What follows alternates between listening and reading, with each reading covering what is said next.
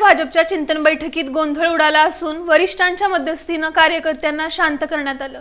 सोलापूर आणि माढा लोकसभा निवडणुकीत झालेल्या पराभवाची कारणं शोधण्यासाठी शनिवारी भाजपनं चिंतन बैठक बोलावली होती। सकाळी 11 वाजता शांतीसागर मंगल कार्यालयात निरीक्षक खासदार धनंजय महाडिक यांच्या उपस्थितीत ही बैठक घेण्यात आली। पदाधिकारी आणि कार्यकर्त्यांकडून पराभवामागची कारणं जाणून घेण्यात आली। त्यानंतर निरीक्षक खासदार धनंजय महाडिक हे त्यांचा अहवाल प्रदेशला देणार आहेत।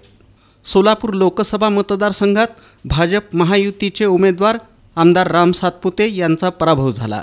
पराभवाची कारणं शोधण्यासाठी खासदार धनंजय महाडिक यांची नियुक्ती करण्यात आली आहे। या बैठकीला जिल्हा शहर कार्यकारिणीसह तालुक्यातील पदाधिकाऱ्यांना बोलावण्यात आलं होतं। या प्रसंगी निरीक्षक खासदार धनंजय महाडिक, जिल्हाध्यक्ष आमदार सचिन कल्याणशेट्टी, शहराध्यक्ष नरेंद्र काळे यांच्यासह भाजपचे आमदारही उपस्थित होते।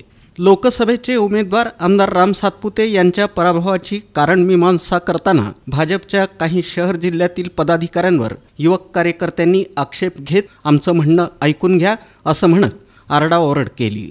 यावेळी भाजपच्या युवक पदाधिकारी आणि वरिष्ठांमध्ये एकच गोंधळ उडाला।